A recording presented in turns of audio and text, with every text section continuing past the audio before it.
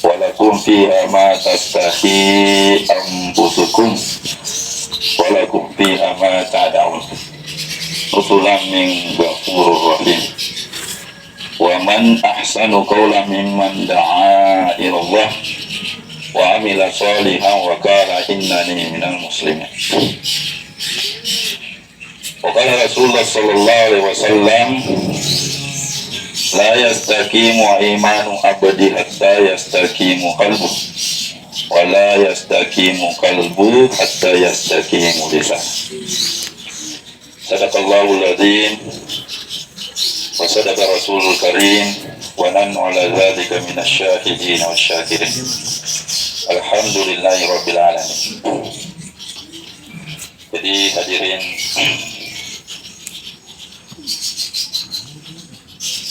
ibu-ibu yang dibalik hijab, bapak-bapak dan dirahmati Allah Subhanahu wa Ta'ala.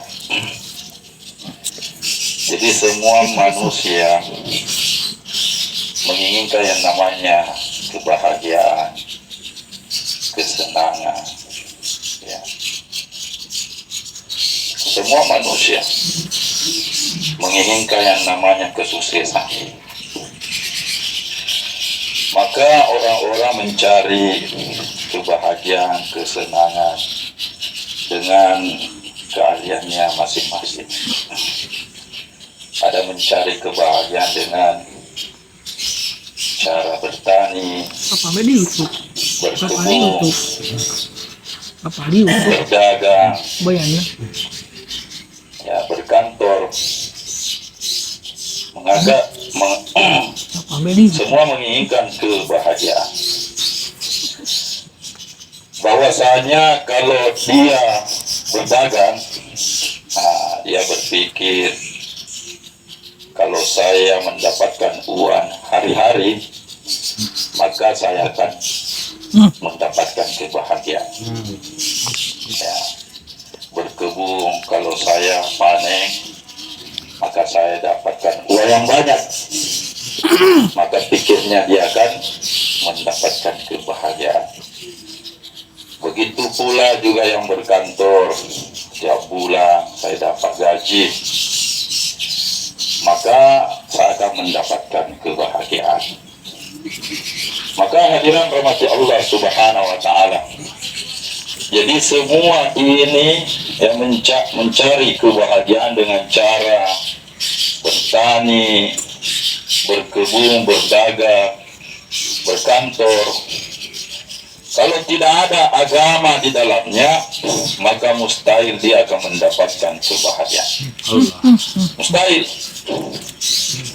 Karena Allah Subhanahu wa Ta'ala sudah tetapkan bahwa untuk mendapatkan kebahagiaan, kesuksesan, kejayaan, kesenangan, hidup di dunia, lebih-lebih nanti di akhiratnya, Allah Subhanahu wa Ta'ala hanyalah mengamalkan agama secara sempurna, bagaimana yang dicontohkan oleh Rasulullah Sallallahu Alaihi Wasallam.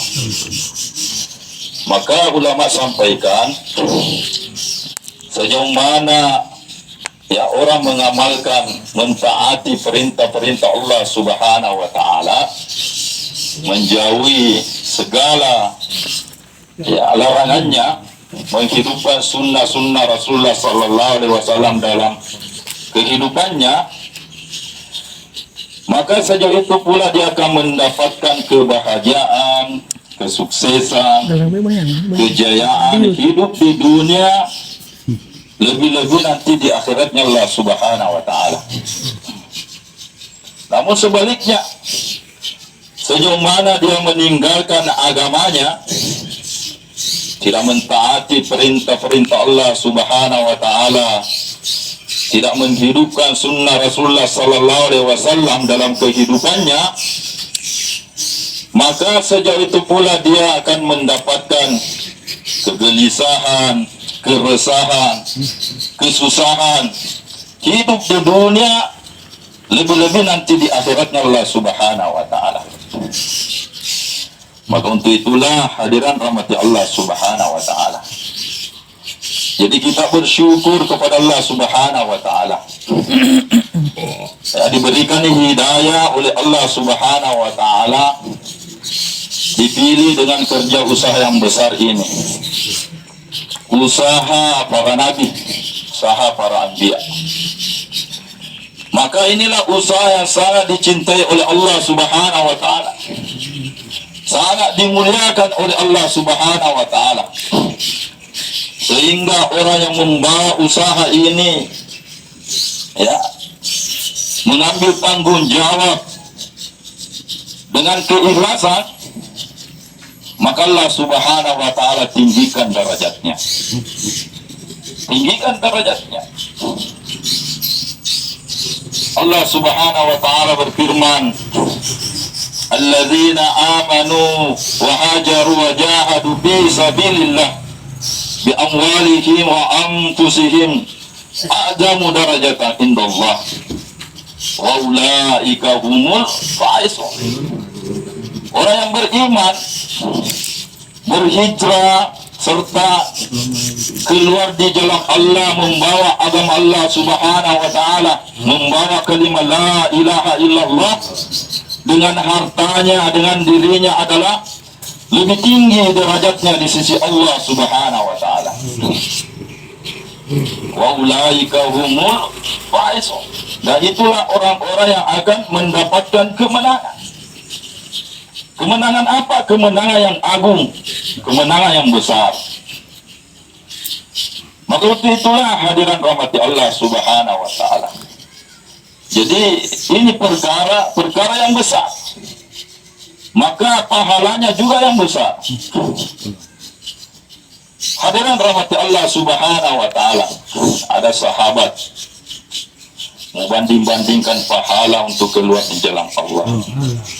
Ya, banding-bandingkan. Ini diceritakan dalam Al-Quran.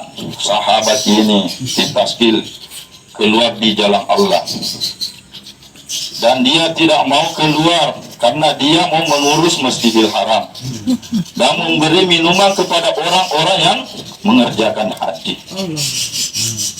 Maka Allah Subhanahu wa taala berfirman, "Aja'altum sikayatal hajj wa imaratan Masjidil Haram kaman amana billahi wal yawmil akhir wa jahada fi sabilillah la yasta'una indallah." La yasta'una indallah. Ya, apakah orang-orang yang memberikan minuman kepada orang-orang yang mengerjakan haji serta mengurus Masjidil Haram, kau samakan pahalanya kepada orang yang beriman kepada Allah dan hari kemudian serta keluar di jalan Allah, membawa agama Allah, kau samakan? La yasta'una indallah. Mereka tidak sama di sisi Allah. Mereka tidak sama di sisi Allah. Maka itulah hadiran rahmati Allah Subhanahu wa taala. Maka mesti kita meyakini kerja ini, bahwa kerja ini mendatangkan segala-galanya, menyelesaikan masalah. Kalau betul-betul meyakini kerja ini, dan inilah kerja satu-satunya yang mendapatkan keridhaan Allah Subhanahu wa taala.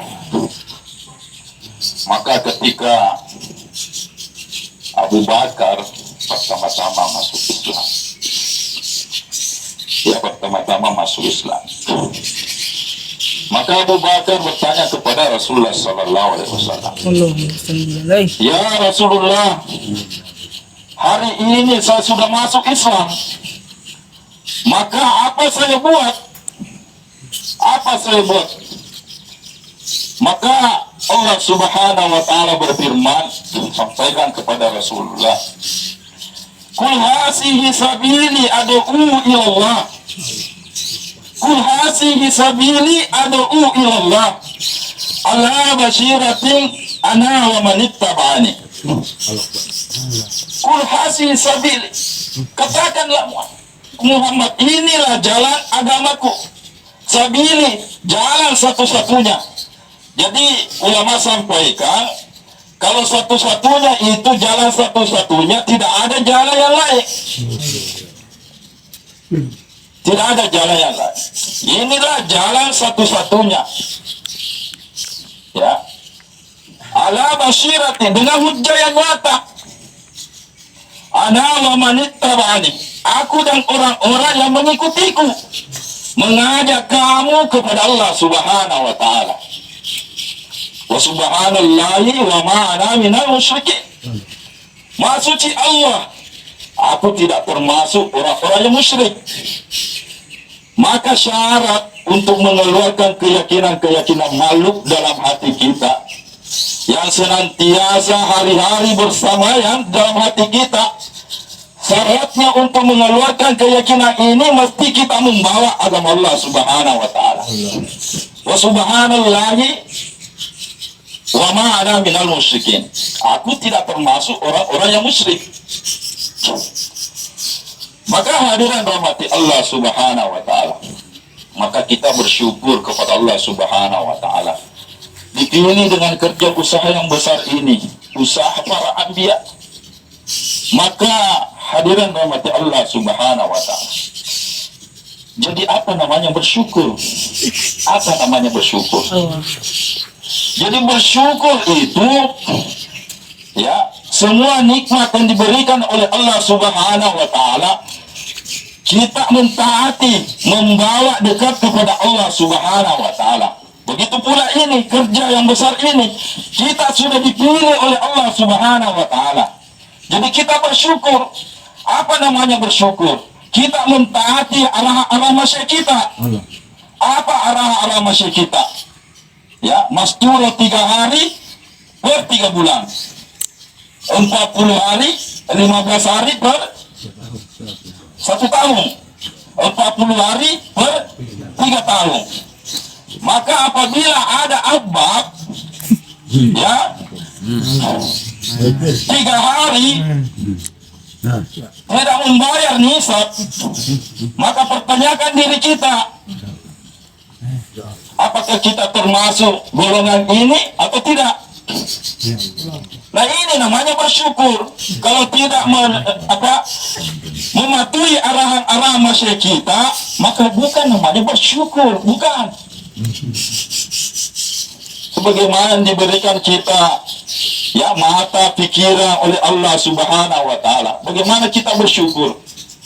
Ya, mensyukuri bagaimana kita semua kenikmatan ini kita gunakan untuk senangnya Allah Subhanahu wa taala. Tetapi hari ini, Allahu Akbar, sering kita lupa untuk menyempurnakan rasa syukur kita atas nikmat-nikmat yang diberikan oleh Allah Subhanahu wa taala. Maka nikmat-nikmat yang diberikan oleh Allah Subhanahu wa taala kita pakai menjauh daripada Allah Subhanahu wa taala. Kita pakai melawan Allah Subhanahu wa taala. Kita pakai bermaksiat kepada Allah Subhanahu wa taala. Kita pakai berpaling dari peringatan Allah Subhanahu wa taala. Maka orang seperti ini akan diberikan dia kehidupan yang sempit. Wa man a'rada an zikri fa inna lahu ma'isyatan danka wa nahsyuru yaumal qiyamati a'ma. Ya. Barang siapa yang berpaling dari peringatanku, kata Allah, maka sungguh akan diberikan dia kehidupan yang sempit. Kehidupan yang sempit. Itu kehidupan yang sempit bukan tidak ada hartanya, melarat, bukan. Tetapi dia diberikan kehidupan yang sempit, kehidupan yang penuh dengan kegelisahan. Tidak pernah tenang dalam kehidupan ini, karena tidak merasa bersyukur. Maka untuk itulah hadirin rahmati Allah Subhanahu wa taala, marilah kita betul-betul mensyukuri atas dipilihnya kita ini dengan kerja yang besar. Ya. Karena hidayah ini mahal. Ketika Rasulullah SAW memberikan hidayah kepada pamannya, Maka dia berpikir bagaimana paman saya ini bisa mengucapkan kalimat la ilaha illallah. Maka dia pura-pura tidur. Ya, pura-pura tidur. Dan kemudian mengigau la ilaha illallah, la ilaha illallah. Jadi aja tidur. Dia mengucapkan la ilaha illallah. Maka pamannya ini menegurnya. Hei Muhammad, hei ketul-tulu ketul, ketul-tulu ke hei, watok. Maka dia la ilaha illallah. Watok Muhammad. Maka Rasulullah sallallahu alaihi wasallam bangun. Maka magi paman, ketul-tulu kok. Maka ketul-tulu kok, maka din kamu kok. Maka aku po paman. Maka din kamu bau. Ya. Maka din kamu bau. Untuk memberikan hidayah kepada pamannya. Maka Allah subhanahu wa ta'ala berfirman, innaka la tahdi man ahbabta walakin Allah yahdi man yasha. Sesungguhnya kamu Muhammad tidak bisa memberi hidayah kepada orang yang kamu cintai, tapi Allah lah yang memberikan hidayah kepada orang-orang yang dia kehendaki. Dan Allah mengetahui orang-orang yang mau menerima hidayah. Maka untuk itulah hadiran rahmati Allah subhanahu wa ta'ala, marilah kita mensyukuri atas nikmat ini, atas dipilihnya oleh Allah subhanahu wa ta'ala. Ini hidayah Pak, mahal Pak. Sedangkan ini pamannya Rasulullah sallallahu alaihi wasallam. Begitu pikirnya Rasulullah sallallahu alaihi wasallam, bagaimana pamannya ini bisa mengucapkan kalimat la ilaha illallah. Tapi kita ini sudah dipilih oleh Allah subhanahu wa ta'ala, malah kita mau membuat ini perkara yang begitu besar. Allahu Akbar, ya Allah. Hadiran rahmati Allah subhanahu wa ta'ala. Itulah hadiran rahmati Allah subhanahu wa ta'ala. Jadi kita bawa istri kita untuk mengenal agama. Karena sesungguhnya Allah subhanahu wa ta'ala sangat memuliakan yang namanya wanita. Sehingga Allah subhanahu wa ta'ala memasukkan dalam Al-Quran di suatu surah khusus yang bernama An-Nisa, artinya wanita.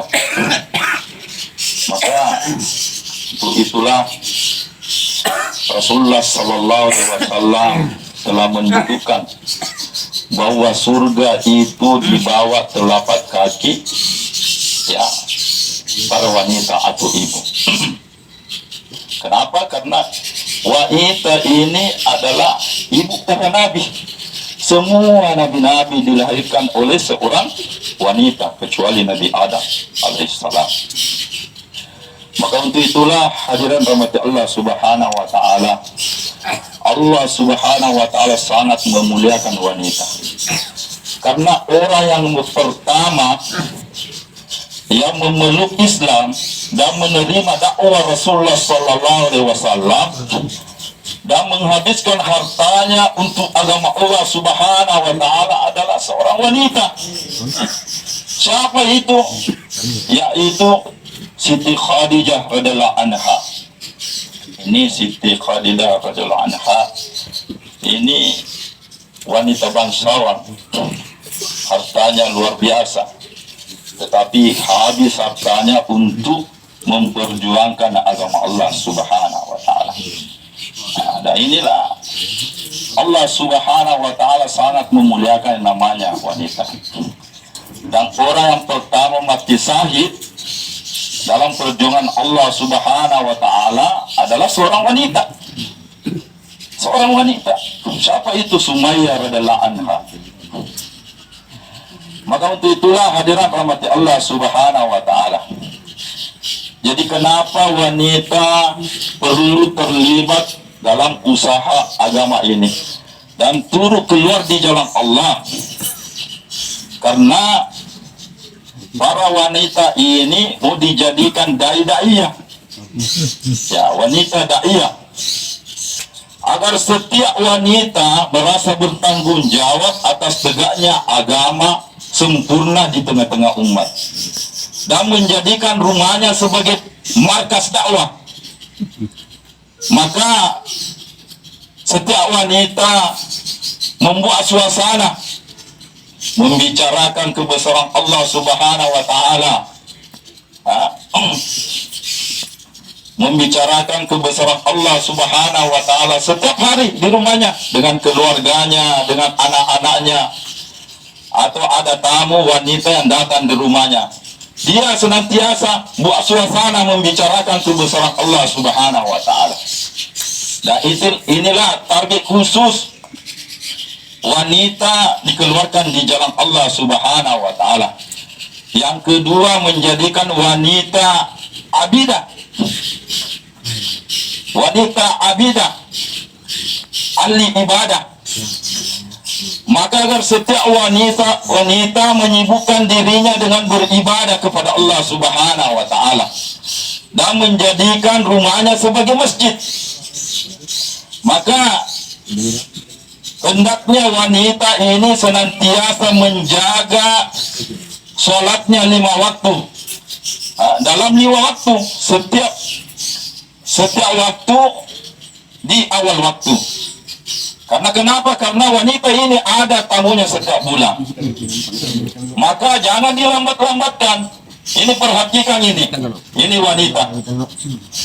Maka ketika jam 12 lewat ini, sudah tiba waktu sholat, maka ketika ada wanita melambat-lambatkan dan kemudian dia mau salat 1:30, ini tadi masuk waktu, belum ada tamunya, tetapi dia melambat-lambatkan 1:30 baru dia mau salat. Maka ketika itu datang tamunya, maka ulama sampaikan orang seperti ini ya termasuk golongan yang telah meninggalkan sholat. Nah, satu salat saja itu dia tinggalkan, itu adalah ancamannya itu satu hukum itu 80 tahun. Itu perhitungan dunia, perhitungan akhirat saya tidak tahu jadi saya bilang nih. Maka untuk itulah ya ibu-ibu yang di balik hijab, kita senantiasa menjaga sholat 5 waktu kita di awal waktu, dan kemudian menjaga sholat sunnah-sunnahnya, dan kemudian membaca Al-Quran setiap hari minimal 1 juz, dan kemudian menjaga ya zikir pagi petanya ya, karena untuk menenangkan hati kita ya mesti kita mengingat Allah Subhanahu wa taala. Ala bi dzikrillahi tatma'innul qulub. Dan ingatlah, hanya yang mengingat Allah hati ini menjadi tenang. Azkuruni azkurukum. Ingatlah kepadaku, kata Allah, maka niscaya aku ingat kepadamu. Maka barang siapa yang senantiasa berzikir, maka dia mengingat Allah. Barang siapa yang mengingat Allah, maka dia mendapatkan Allah. Barang siapa yang mendapatkan Allah, maka dia akan mendapatkan segala-galanya. Mendapatkan segala-galanya. Walaupun kita tidak ada harta, ya, hidup pas-pasan, tetapi kalau kita mendapatkan Allah, semuanya akan bahagia, mendapatkan kesenangan. Maka untuk itulah kita jaga zikir kita, bukan cuma zikir pagi petang, setiap waktu 24 jam, dan kemudian kita mengamalkan doa-doa masnunah. Maka inilah target yang kedua ya, maksud wanita dikeluarkan di jalan Allah Subhanahu wa taala. Yang ketiga, menjadi wanita muta'allimah ya, muta'allimah, wanita berilmu. Maka agar setiap wanita bergairah tentang ilmu dan membuat suasana belajar mengajar tentang agama atau taklim wa talim di rumahnya. Kenapa? Supaya ibu-ibu ini mengetahui firman-firman Allah, hadis-hadis Rasulullah sallallahu alaihi wasallam. dan mengetahui fadilah keuntungan sehingga ada gairah jazbah untuk beramal. Kode disengi pahala-pahala walau gitu. Tetapi kalau kita tahu keuntungannya, maka ada gairah jazbah untuk beramal. Sekarang luar biasa pahala nak sigit pagi petanya pada subuh, luar biasa. Ada gairah. Maka untuk itulah hadirat rahmat Allah Subhanahu wa taala, inilah maksud yang ketiga, keluar di jalan Allah. Yang keempat yaitu menjadi wanita murabbi, pendidik. Maka agar setiap wanita menjadikan rumahnya madrasatul ula, jadi sekolah pertama bagi anak-anaknya. Disinilah di rumahnya lahir alim-alimah, dai-daiyah, ya, alim-alimah, dai-daiyah, hafiz-hafizah. Maka hadiran rahmat Allah Subhanahu wa taala, para sahabat ini dulu tidak ada sekolah, tidak ada madrasah, tetapi kalau dia sudah musyawarah, maka dia kembali di rumahnya untuk menjadikan rumahnya sebagai madrasatul ula, sekolah.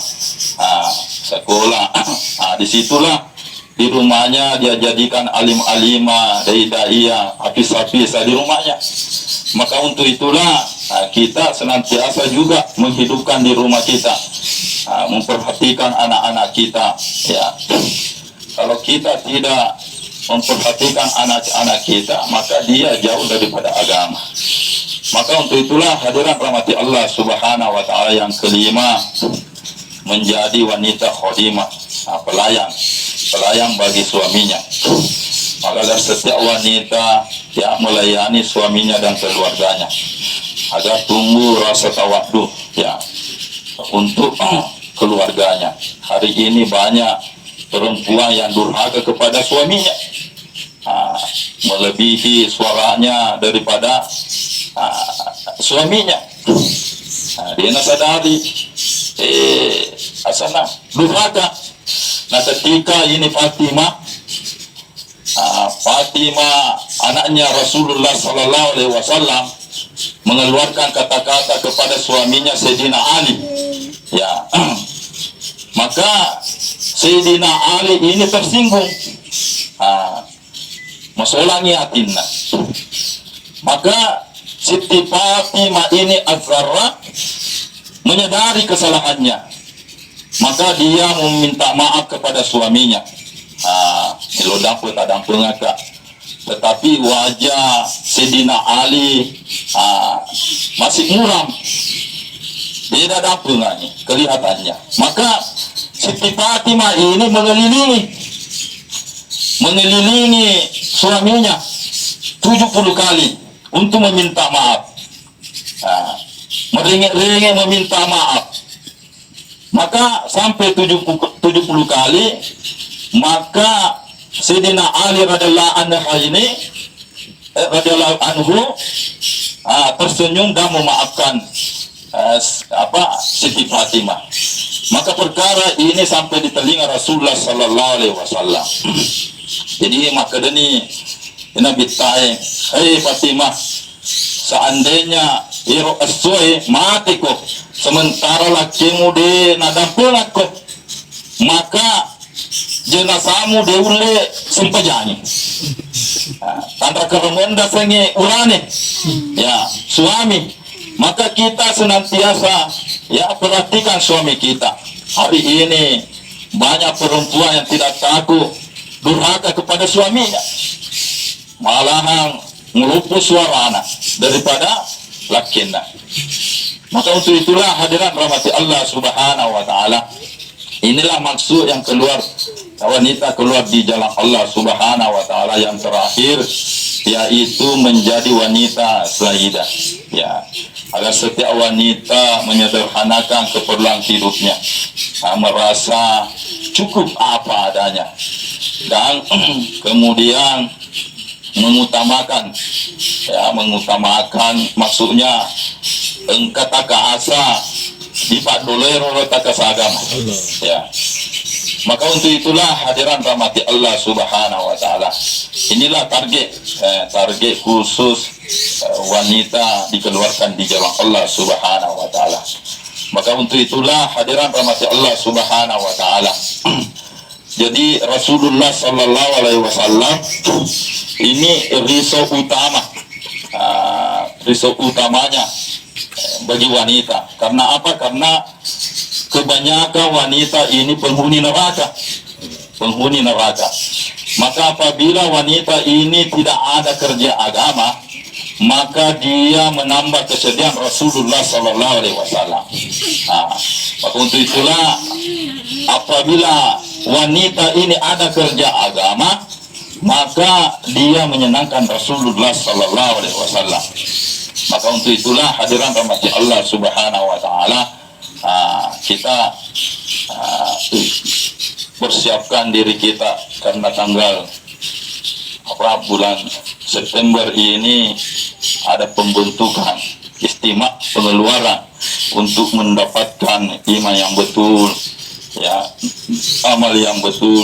Mesti kita berkorban, bermujahadah mendapatkan hidayah dari Allah Subhanahu wa taala. Maka untuk itulah ibu-ibu di balik hijab, maka catat ya nama kita, nama suami kita untuk penuhi istimewa ini. Jangan sampai tidak ada nama suami kita di dalamnya. Maka hadiran rahmati Allah Subhanahu wa taala, jadi kita tazkir lemah lembut di ibu-ibu di balik hijab. Maka atas perkara ini semua bersedia insyaallah.